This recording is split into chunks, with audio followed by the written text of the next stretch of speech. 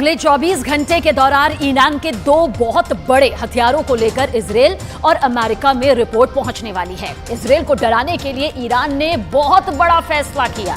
Iran ने दरअसल 2 बहुत ही खतरनाक, खौफनाक वेपन सिस्टम को अब तक छुपा कर रखा हुआ था, लेकिन अचानक उन्हें सामने लाकर ईरान ने अपना इरादा साफ कर दिया।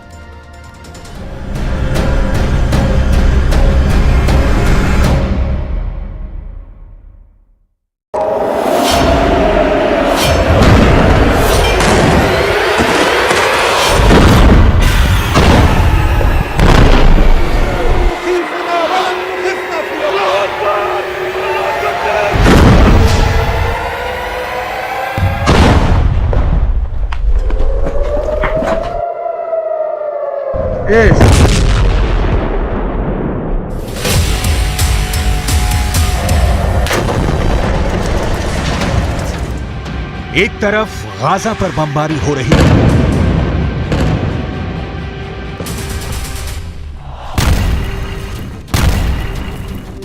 दूसरी तरफ ईरान के सुप्रीम लीडर अली खामनेई के दौरे ने इजरायल को खौफ से भर दिया है। एक तरफ इजरायल पर बम गिर रहा है, दूसरी तरफ ईरान से आई इन तस्वीरों ने नेतन्याहू की सेना का दिल बैठा दिया है। एक तरफ गाजा से उठता धूल और बारूदी धमाके का धुआं है, दूसरी तरफ तेहरान का हाई प्रोफाइल अड्डा है जिस पर इजरायल से लेकर अमेरिका तक सबकी नजरें हैं। इस अड्डे में क्या है, उससे पहले गुस्से से उबलता हुआ पश्चिम एशिया देख लीजिए। ये ईरान की राजधानी तेहरान है। इजरायल का झंडा जलाया जा रहा है।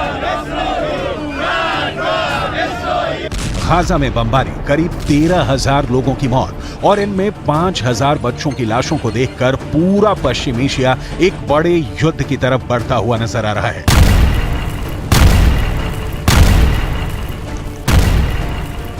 ईरान पर पब्लिक का दबाव बहुत ज्यादा है। तेहरान में रोज प्रदर्शन हो रहे हैं।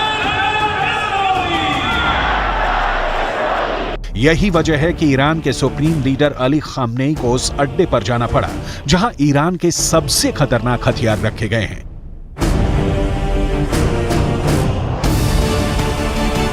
यहीं से निकली ये तस्वीर पूरी दुनिया में वायरल हो रही है। ईरान के सुप्रीम लीडर अली खामनेई के सामने है ईरान का सबसे खतरनाक ड्रोन जिसका नाम है गाजा। इस ड्रोन को ईरान का सबसे पावरफुल लीडर क्यों देख रहा है? इस वक्त पूरी दुनिया में इसके मतलब निकाले जा रहे हैं। ईरान ने गाजा नाम का जो ड्रोन बनाया है, ये 2000 किलोमीटर के दायरे में ऑपरेट कर सकता है। ये 35 घंटे तक 350 किलोमीटर प्रति घंटे की रफ्तार से उड़ान भर सकता है। 35,000 फीट की ऊंचाई तक उड़ सकता है और सबसे खास बात कि ये 13 मिसाइल लेकर उड़ सकता है। ईरान ने इस ड्रोन का नाम बहुत सोच समझ कर रखा है। 2021 में इस ड्रोन को लॉन्च करने के बाद अब इजरायल की बमबारी के बीच गाजा ड्रोन को दुनिया के सामने एक बार फिर लाना, ये ईरान की तरफ से बहुत बड़ा संदेश है, खासकर जब इसके साथ खामनेई की फोटो पूरी दुनिया में वायरल की जा रही है। लेकिन खामनेई के टारगेट पर इस वक्त अमेरिका और इजरायल से ज्यादा अरब वर्ल्ड के वो देश हैं जो इस वक्त गाजा पर बमबारी को देखकर खामोश बैठे हुए हैं।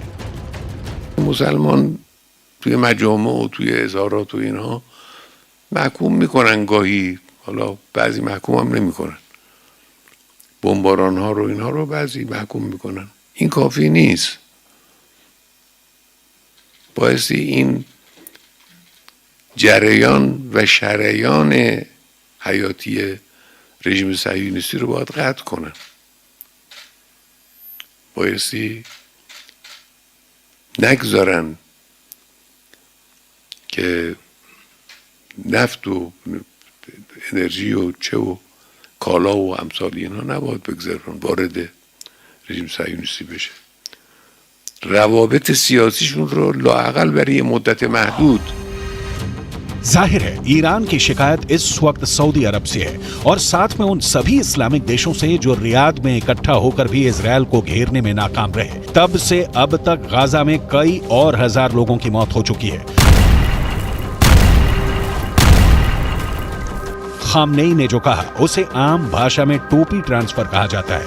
वैसे सच ये भी है कि इजरायल की सेना लगातार गाजा में ऑपरेशन कर रही है। उसे रोकने के लिए इस्लामिक देशों की बैठक का नतीजा 0 यानी 0 निकला है। لابد أن ننتقل إلى وقف إطلاق النار فورا، لابد أن تدخل المواد الإغاثية والمساعدات فورا، لابد أن نتجنب مزيد من القتل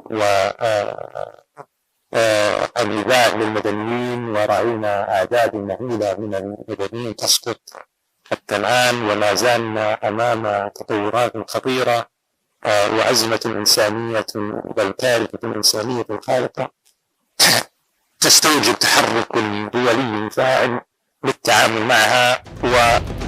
इस बीच इजरायल और अमेरिका को बड़ी चुनौती 4H से मिल रही है। ये चारों H इजरायल और अमेरिका के लिए बहुत बड़ा खतरा बन चुके हैं। इन चारों H के बारे में बहुत गौर से समझिएगा, क्योंकि इन चारों H को ईरान का पूरा समर्थन है। H से हमास, H से हिजबुल्लाह यानी लेबनान का मिलिशिया, H से इराक का मिलिशिया हश्द अल शाबी, H से हूथी यानी यमन का विद्रोही गुट। इस वक्त लेबनान और इजरायल के बॉर्डर पर ऐसा युद्ध चल रहा है कि गाजा में हो रहे हमले छोटे लगेंगे। ये इजरायल के कब्जे वाले इलाके में उसकी सेना के अड्डे की हालत है।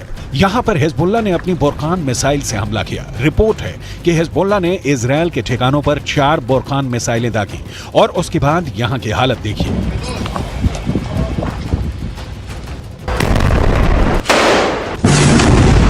हिजबुल्लाह ने अपनी सबसे खतरनाक स्नाइपर फोर्स उतार दी है। हिजबुल्लाह ने अपने एंटी टैंक दस्तों को इजरायल की पोस्ट पर लगातार हमलों का ऑर्डर जारी किया है। इजरायल के कई शहर टारगेट पर हैं। गाजा में बमबारी के खिलाफ हिजबुल्लाह और हूथी दोनों ने अपने हथियार गोदाम खोल दिए हैं। यमन अब इजरायल के समुद्री जहाजों को भी टारगेट कर रहा है। लेकिन ऐसे हमलों और गाजा पर बमबारी जारी रखने के बीच नेतन्याहू ने अपना वॉर ट्रायंगल तैयार कर लिया है। नेतन्याहू के वॉर ट्रायंगल में सबसे बड़ा कोना गाजा में हमास का पूरी तरह खात्मा है। नेतन्याहू के वॉर ट्रायंगल में दूसरा बड़ा कोना लेबनान में हिजबुल्लाह का अंत है, जबकि नेतन्याहू के वॉर ट्रायंगल का तीसरा सबसे खतरनाक कोना है सीरिया, जहां से इराक का मिलिशिया हश्द अल शाबी इजरायल के बॉर्डर तक पहुंच सकता है। यही वजह है कि सीरिया पर इजरायल की एयरफोर्स ने हमले तेज कर दिए हैं। ये तीनों जगह इजरायल के बॉर्डर से लगी हुई हैं और इजरायल इन्हें अपने खिलाफ सबसे बड़ा खतरा मानता है। इस वक्त पश्चिम एशिया में जो भी हो रहा है वो 2 कैंपों के बीच चल रहा है। एक तरफ है इजरायल और अमेरिका और दूसरी तरफ है ईरान और उसके साथ ही मिलिशिया। जहान در برابر آمریکا متحد است. نفرت از آمریکا سراسر افکار عمومی عالم را فرا گرفته است. آمریکا امروز بیش از هر زمان دیگری در جهان منزوی است. این یک شکست سیاسی برای آمریکا. इजरायल के जवाबी हमलों को देखकर कोई भी नहीं कहेगा कि इजरायल अब पीछे हटेगा।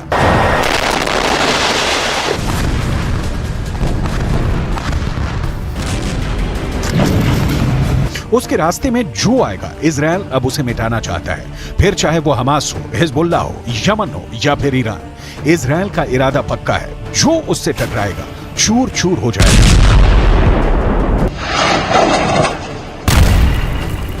इसमें कोई शक नहीं कि ईरान में इजरायल को लेकर इस वक्त बहुत गुस्सा है। ईरान के जनरल अब तक इजरायल की बमबारी को लेकर बहुत आक्रामक भाषण देते आए हैं, लेकिन इजरायल को डरा नहीं पाए। غرب آمریکا و انگلیس و آلمان و فرانسه مشخصاً و بعضی دولت‌های منافق در کنار آنان، اینها یک شکست اخلاقی عظیم را در جهان تجربه کردند. اما آنها باید بدانند هیچ یک از این اقدامات مانعی نیست، عاملی نیست برای نجات صهیونیست‌ها.